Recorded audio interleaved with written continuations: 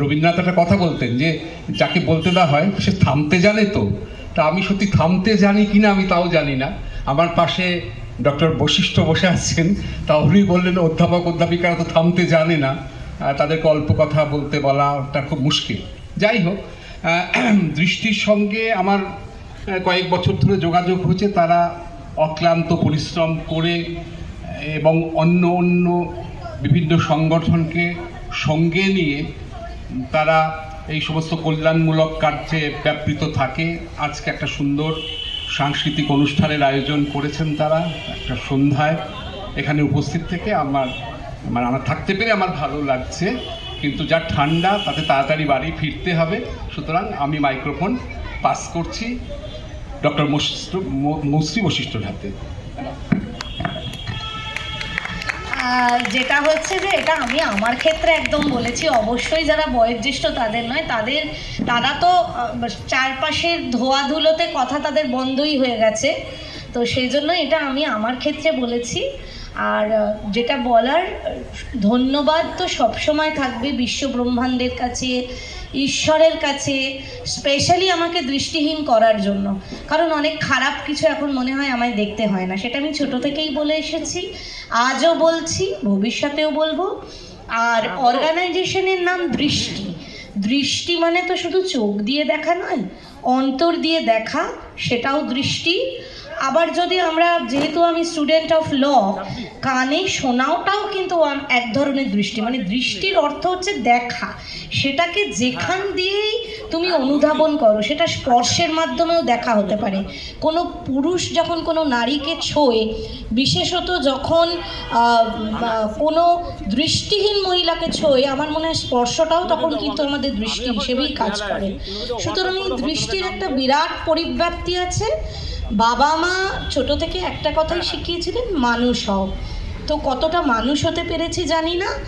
দৃষ্টি যেদিন সত্যিকারের দৃষ্টি হয়ে দাঁড়াবে প্রত্যেকের মধ্যে, আমার মধ্যে তো বটেই, কারণ picking the pebbles on the seashore, সবে পথ চলা শুরু হয়েছে। আজকে আমার জীবনের একটা বিশেষ দিন, কারণ এই যে বড় বড় কথা বলছি, সম্মান, প্রদীপ উজ্জ্বলন, সেটার যে রুট, কারণ আমরা এখন শিকড়টা ভুলে যেতে বসেছি।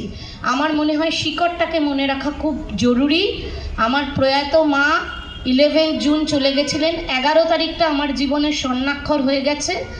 আর 11ই জানুয়ারি আমার বাবা বসে আছেন এখানে, সমীর রঞ্জন বশিষ্ঠ, সে আজকে 82 বছরে পদার্পণ করলো। তো সুতরাং এই দুই অবশ্যই হ্যাপি বার্থডে। আমি মনে করি শুভ জন্মদিন আমাদের রোজের, কিন্তু ওই যে একটা ছোটোবেলায় অ্যাডভার্টাইজমেন্ট দেখতাম, খানে কা বাহানা চাইয়ে, তো স্পেশাল ডে একটা থাকলে ওই সুন্দর সুন্দর গন্ধ রান্নাঘর থেকে ভেসে আসতো। আর আমি বহুত ভোজন রসিক, মা সবসময় এটা বলতো যে স্পেশাল ডেটে দুর্গাপুজো 4 দিন হয় বলেই দুর্গাপুজো এত স্মরণীয়, জন্মদিনটাও একদিন হয় বলেই এত স্মরণীয়, কিন্তু পাশাপাশি আমাদের মনে রাখতে হবে 1 থেকে 31-এর একটা দিন কিন্তু আমাদের শেষ দিনও বটে। সেজন্য আমি মনে করি প্রত্যেকটা দিন, প্রত্যেকটা মুহূর্ত আমাদের জন্মদিন। আর যেটা আজকে সোমনাথ পানি, সোমনাথের সবাই, সোমনাথকে যারা ঘিরে আছে, কাকিমা, বাণী, সোনালি, প্রত্যেকটি সদস্য এই অর্গানাইজেশনের আজকের এই দিনটাকে আমার আরও স্পেশাল করে দিল। সেজন্য অসংখ্য অসংখ্য আবেগ, চোখের জলে বড়দের পা ধুইয়ে দিলাম, কারণ সবসময় ছুঁয়ে উঠতে পারি না, অনেক দূরে থাকেন তারা, যাদের জন্য আজকে দাঁড়িয়ে আছি এখানে, এরম পরম ঈশ্বর। সবাইকে আমার আন্তরিক প্রণাম। দৃষ্টি আরও ব্যাপৃত হোক, আরও এগিয়ে যাক এবং সারা পৃথিবীতে ছড়িয়ে পড়ুক, এটাই আমার কামনা। Thank you so much.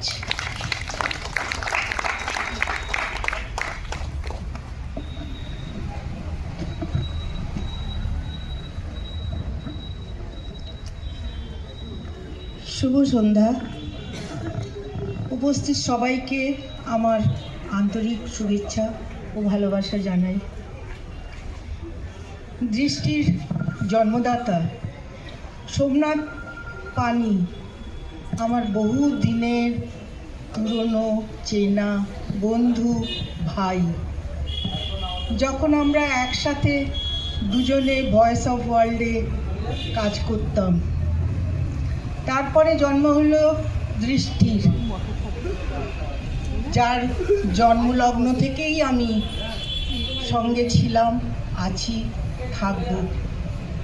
তবে দৃষ্টির জন্ম পেছনে যার সবচেয়ে বড় অবদান, তিনি হচ্ছেন শ্রীমতী মেনকা পানি, যিনি সোমনাথ পানি এবং সোনালী পানির জননী। শ্রীমতী মেনকা পানি বহু কষ্ট করে নিজের 2 সন্তান সোমনাথ পানি ও সোনালীকে বড় করেছেন, মানুষ করেছেন, এবং মানুষ করার মধ্যে দিয়ে মা হয়ে সমাজকে একটা বার্তা দিয়েছেন যে কোনো কিছু শারীরিক অভাব কখনো মানুষকে ভালোবাসার বাধা হতে পারে না। চাই শুধু মনের ইচ্ছে, যদি মনের ইচ্ছে থাকে তাহলে সব কিছু করা যায়। তাই আজ এই মহৎ উদ্যোগ এবং অদম্য ইচ্ছে নিয়ে সোনারতরী এত উন্নতি করে চলেছে এবং এইখানে পৌঁছেছে, দৃষ্টি এখানে পৌঁছেছে। আমি দৃষ্টির উন্নতি হোক চাই, দৃষ্টি আরও বড় হোক, দৃষ্টির নাম দেশ বিদেশে সব জায়গায় ছড়িয়ে যাক। আমি যেন এই দৃষ্টির উন্নতির সাথে থাকতে পারি, ভগবানের কাছে এই প্রার্থনা করে আমার কথা এখানে শেষ করছি। ধন্যবাদ।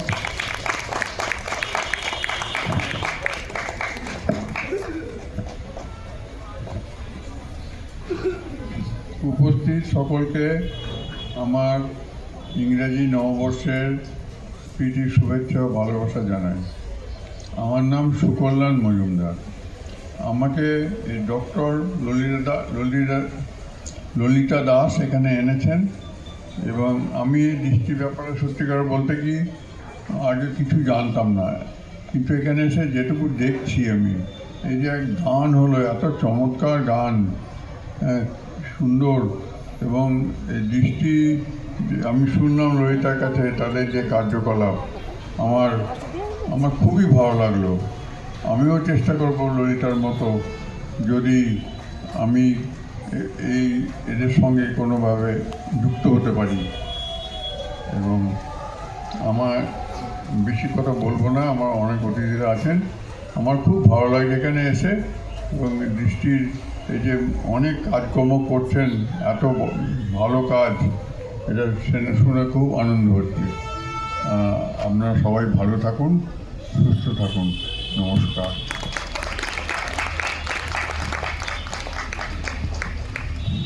নমস্কার।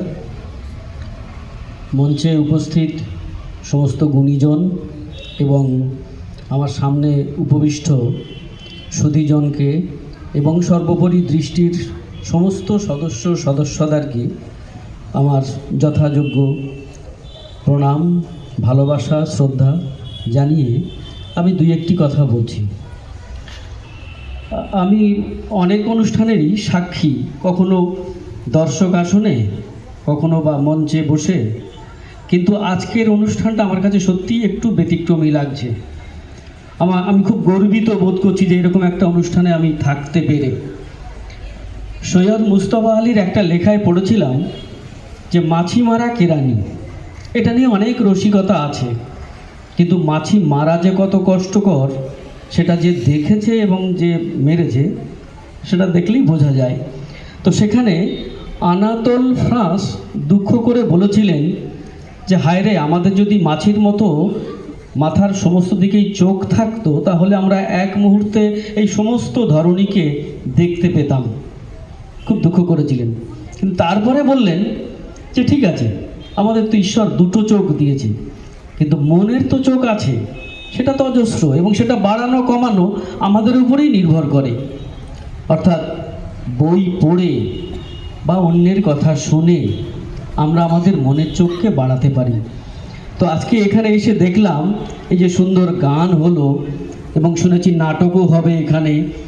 তো এই যে যারা আমাদের থেকে একটু ব্যতিক্রমী, কিন্তু তারা আমাদের থেকে যে কতটা এগিয়ে সেটা সামনে বসে আমি অনুধাবন করলাম। যে সকলেরই আমার আন্তরিক শ্রদ্ধা, ভক্তি এবং ভালোবাসা রইল। আপনারা সবাই ভালো থাকবেন। শুভ সন্ধ্যা। আমি এই বলে আমার সংক্ষিপ্ত বক্তব্য শেষ করছি।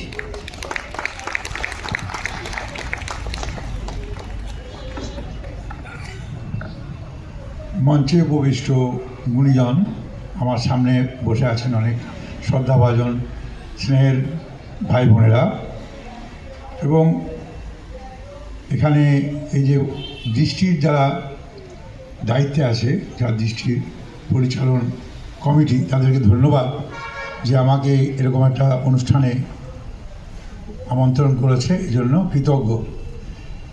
শুধু তোমার বাণী নয় গো হে বন্ধু হে প্রিয়, মাঝে মাঝে প্রাণে তোমার পরশখানি দিও। দৃষ্টি সেই কাজটাই করছে।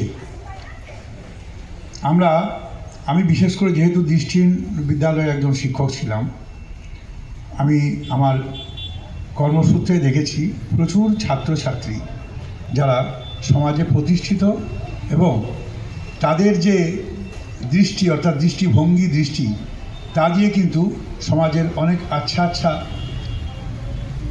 যে বিভিন্ন রকম যে ব্যক্তি আছেন তাদের থেকে কিন্তু কোনো ক্রমে পিছিয়ে নেই, অনেকাংশে অনেক এগিয়ে আছে।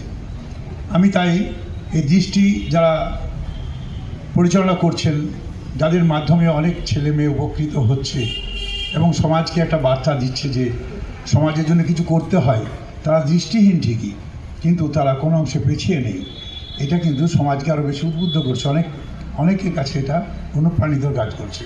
আমি আশা করব এই দৃষ্টি আরও এগিয়ে যাবে, আরও অনেককে এই দৃষ্টির মধ্যে সামিল করবে এবং দৃষ্টির যে চিন্তাভাবনা তার দিকে দিকে ছড়িয়ে যাবে। আমি এইটুকু বলে আমার বক্তব্য শেষ করছি। ধন্যবাদ।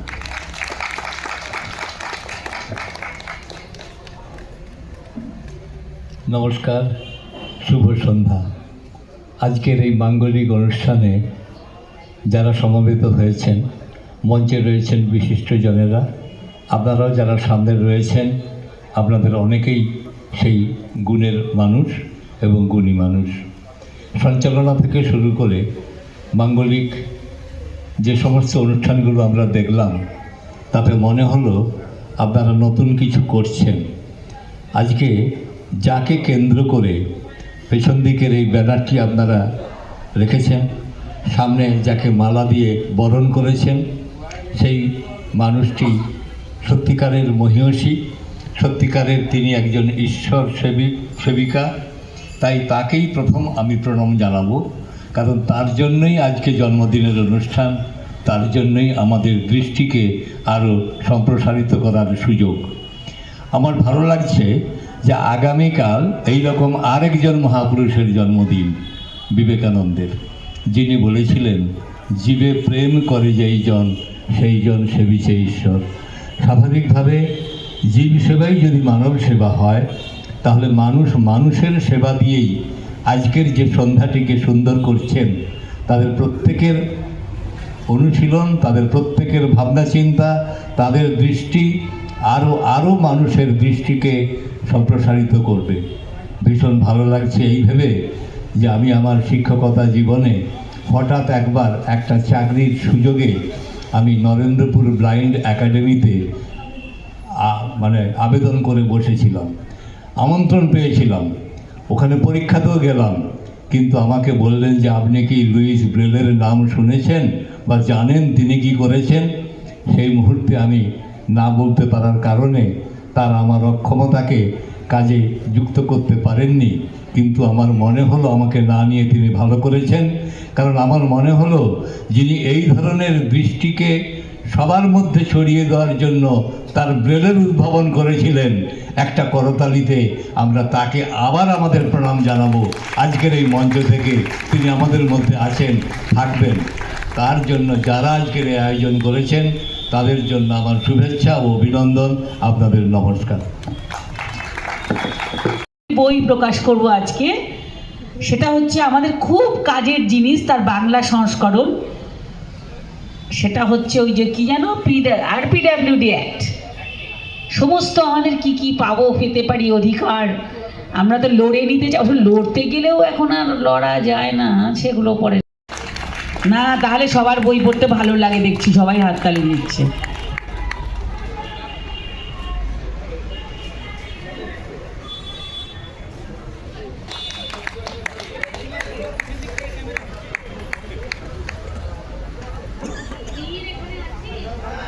এই ব্রেল বই উদ্বোধনের পরে আমাদের দৃষ্টির সম্পাদক এত কাজ করে থাকেন সবসময়, আমরা এখন সম্পাদকের মুখে কিন্তু দু চার কথা শুনবো, ঠিক আছে? সম্পাদক মহাশয় আমাদের কিছু বলবেন। আমাদের সম্পাদককে সবাই চেনেন তো? আসলে আমায় কিছু বলতে বলা হয়েছে, তো আজকের দিনটা আমার কাছে খুব স্পেশাল। বলতে গেলে আজ থেকে প্রায় 7 বছর আগে, যদিও দিনটা অন্য ছিল, 29শে ডিসেম্বর ছিল 2018 সালে, সেদিন আমরা কয়েকজন মিলে শুরু করেছিলাম দৃষ্টি, কিন্তু আজকে আমি দেখতে পাচ্ছি আমার চারপাশে অনেক হাত। আমার ভাবতে ভালো লাগছে যে আজকে আমার এক কথায় অনেক মানুষজন এসে উপস্থিত হয়েছেন। আর আপনারা বুঝতে পারছেন যে আমাদের অনেক দিনের একটা স্বপ্ন ছিল ব্রেল রিসোর্স সেন্টার তৈরি করার, তো সেটা চেষ্টা করেছি, মাত্র আমরা চেষ্টা করছি যে ছোটো ছোটো স্কুল কলেজে অনেক সময় স্কুলের ব্রেল বই হয় পড়ার জন্য, কিন্তু আমরা যারা কলেজে পড়ি বা কম্পিটিটিভ এক্সাম দিই সেই সময় আমাদের ব্রেলের প্রয়োজন হয়। তো কেউ বললে আমরা অবশ্যই সেই বই তৈরি করার চেষ্টা করব, এটা একটা আমাদের প্রয়াস। আর ছোট্ট একটা প্রয়াস যে আমাদের কম্পিউটার ট্রেনিং সেন্টার বাচ্চাদের দিয়ে শেখানোর জন্য, যারা গরিব মানুষ, সেটা দৃষ্টিহীন ব্লাইন্ড হতে পারে বা নর্মাল যারা গরিব বাচ্চা তাদের জন্য হতে পারে। আমরা যে সমস্ত কাজগুলো করে থাকি, যে যারা শুধু দৃষ্টিহীন নয়, যারা হাঁটতে পারেন না, অর্থোপেডিক্যালি হ্যান্ডিক্যাপ, তাদের হুইল চেয়ার বা ট্রাইসাইকেল, সেইগুলো আমরা প্রোভাইড করি। আমাদের সঙ্গে শুধু আমরা বলতে আমাদের সঙ্গে আন্টি আছেন, সবাই মিলে তারা সহযোগিতা করেন। আর আমরা সুন্দরবন অঞ্চলে প্রত্যেক বছর যাই, কিছু গরিব মানুষ আছে দুস্থ, তাদের জীবিকাই হচ্ছে মাছ ধরা, এবং বিশেষ করবেন না তারা মানুষের বেঁচে থাকতে গেলে তো বস্ত্রের প্রয়োজন হয়, সেই বস্ত্র তাদের জোগাড় করার ক্ষমতা নেই। আমরাও সবসময় নতুন দিতে পারি তা নয়, কিন্তু সবার কাছে সেই চিনতে নতুন পুরনো যা পাই সেগুলো তাদের কাছে তাদের দিয়ে আসি। এই ধরনের আমরা কাজগুলো করে থাকি। আর সকলকে আপনাদের ধন্যবাদ যে এই সমস্ত স্কুল অর্গানাইজেশন আমাদের এসছেন, যেমন প্রত্যেক বছর আমাদের এক ডাকে সাড়া দেন। শিবানীজি আছেন, টুইঙ্কেল স্টার থেকে এসছেন, টুইঙ্কেল স্টারের বাচ্চাদের নিয়ে আসেন। আমরা এক কথা একবার বললেই ওনারা প্রথম থেকে আমাদের সঙ্গে আসেন। ডিভাইন স্মাইল আছেন, ভয়েস অফ ওয়ার্ল্ড আসেন, এরা আমাদের প্রথম থেকে একদম শুরু থেকেই এখনও পর্যন্ত আমাদের সঙ্গে আছেন। এবছর আমাদের নতুনভাবে আরেকজন যুক্ত হয়েছেন, একটি সংগঠন ওপেন স্কাই ওয়েলফেয়ার সোসাইটি। সকলকে আমাদের ধন্যবাদ। এবং এই যে এত মানুষজন, আমার এক কথাতে আমাদের দৃষ্টির পক্ষ থেকে এক কথাতে সবাই এসে এই জায়গায় উপস্থিত হয়েছেন, ধন্যবাদ দিয়ে ছোটো করে সকলের কাছে আমার কৃতজ্ঞতা। সে যে বরিশা সবপেশি আসরের কর্তৃপক্ষ এবং আমি স্বাধীন কাকু, তাদেরকে এক কথায় বলতে তারা আমাদের এই জায়গাটির ব্যবস্থা করে দিয়েছেন। সকলের কাছে আমি কৃতজ্ঞ। যাক, ছোটো ছোটো বাচ্চারা অনুষ্ঠান করবে বলে অপেক্ষা করে আছে, আমি আর বিশেষ কিছু বলবো না। সকলে ভালো থাকবেন, ধন্যবাদ, নমস্কার। সৌমেন্দ্রনাথ লাহিড়ী, হাততালি।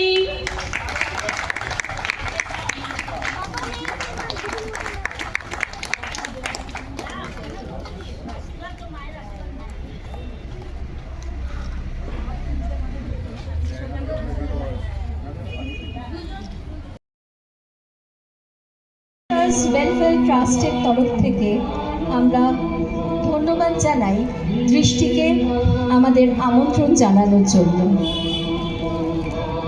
গতকাল স্বামী বিবেকানন্দর জন্মতিথি ছিল এবং আগামীকাল স্বামী বিবেকানন্দের জন্মদিন।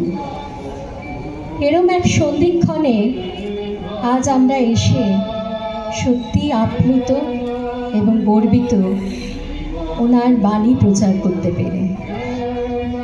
জীব সেবায় উনি শিখিয়েছিলেন মানুষের শ্রেষ্ঠ ধর্ম এবং জীব সেবায় ঈশ্বর লাভ। আমাদের সেই প্রয়াস অক্ষুণ্ণ রেখেই আমাদের এই ছোট্ট প্রচেষ্টা। আমার সঙ্গে যে বাচ্চারা রয়েছে তারা প্রত্যেকেই বিশেষ চাহিদা সম্পন্ন, কিন্তু তার সত্ত্বেও এই ছোট্ট প্রয়াস যে ওরা কিভাবে আপনাদের সামনে শ্রুতি নাটক পরিবেশন করবে, সেই নিয়ে আজকের আমাদের অনুষ্ঠান তোমারেই করিয়াছি জীবনের ধ্রুবতারা।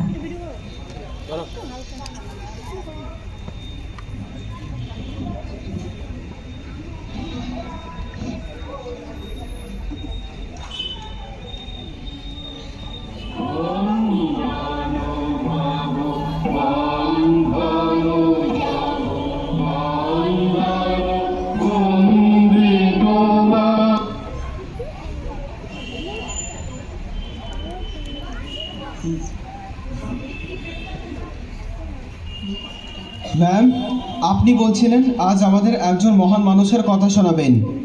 হ্যাঁ, আজ বলবো এমন একজন মানুষের কথা যিনি আমাদের শিখিয়েছেন নিজের ওপর বিশ্বাস রাখাই জীবনের পরম শর্ত। তিনি কে ম্যাম? তিনি আর কেউ নন, তিনি আমাদের স্বামী বিবেকানন্দ। উনি কি শুধু সাধু ছিলেন? না, তিনি একজন আগুনের মতন যুবক। তিনি বিশ্বাস করতেন দেশের উন্নতি হবে যুবকদের হাত ধরেই। তিনি জীবনে কি সত্যের কথা শুনিয়েছেন? তিনি শুনিয়েছেন, ওঠো, জাগো, আর লক্ষ্যে পৌঁছানো পর্যন্ত থেমো না। এর মানে জীবনে বাধা আসবেই, কিন্তু সাহস হারালে চলবে না।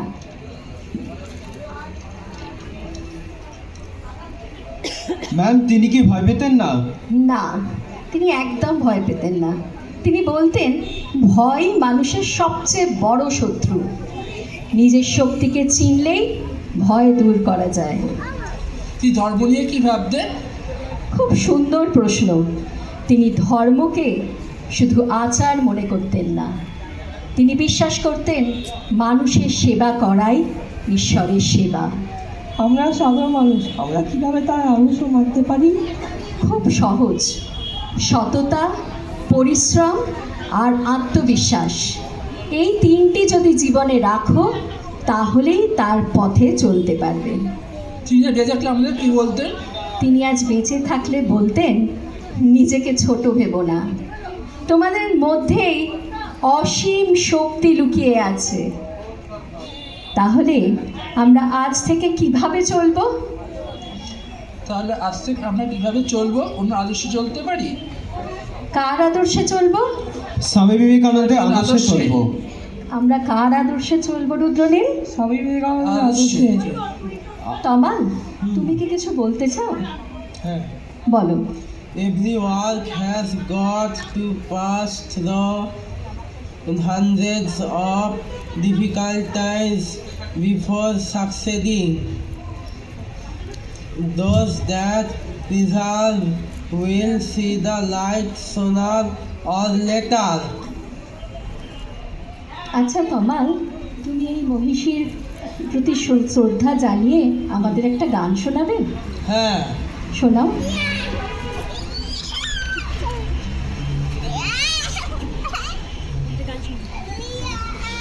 কোন আলোতে প্রাণের প্রদীপ জ্বালিয়ে তুমি ধরায় আসো, সাধক গো প্রেমিক গো পাগল গো ধরায় আসো। কোন আলোতে প্রাণের প্রদীপ জ্বালিয়ে তুমি ধরায় আসো, এই অকুল সংসারে দুঃখ আঘাত তোমার প্রাণে বিনা ঝংকারে, এই অকুল সংসারে দুঃখ আঘাত তোমার প্রাণে বিনা ঝংকারে, ঘোর বিপদ মাঝে তোর জননের মুখের হাসি দেখিয়া হাসো। কোন আলোতে প্রাণের প্রদীপ জ্বালিয়ে তুমি ধরায় আসো, তুমি কাহার সন্ধানে সকল সুখের আগুন জেলে বেড়াও কে জানে। তুমি কাহার সন্ধানে সকল সুখের আগুন জেলে বেড়াও কে জানে এমন ব্যাকুল করে কে তোমারে কাদায় যারে ভালোবাসো কোন আলোতে প্রাণের প্রদীপ জ্বালিয়ে তুমি ধারায় আসো তোমার ভাবনা কিছু নাই কে যে তোমার সাথের সাথী ভাবি মনে তাই তোমার ভাবনা কিছু নাই কে যে তোমার সাথের সাথী ভাবি মনে তাই তুমি মরণ ভুলে কোন অনন্ত প্রাণ সাগরে আনন্দে ভাসো কোন আলোতে প্রাণের প্রদীপ জ্বালিয়ে তুমি ধারায় আসো সাধক গো প্রেমিক গো পাগল গো ধারায় আসো কোন আলোতে প্রাণের প্রদীপ জ্বালিয়ে তুমি ধারায় আসো। নমস্কার। শেষ হলো নমস্কার। আমাদের আজকে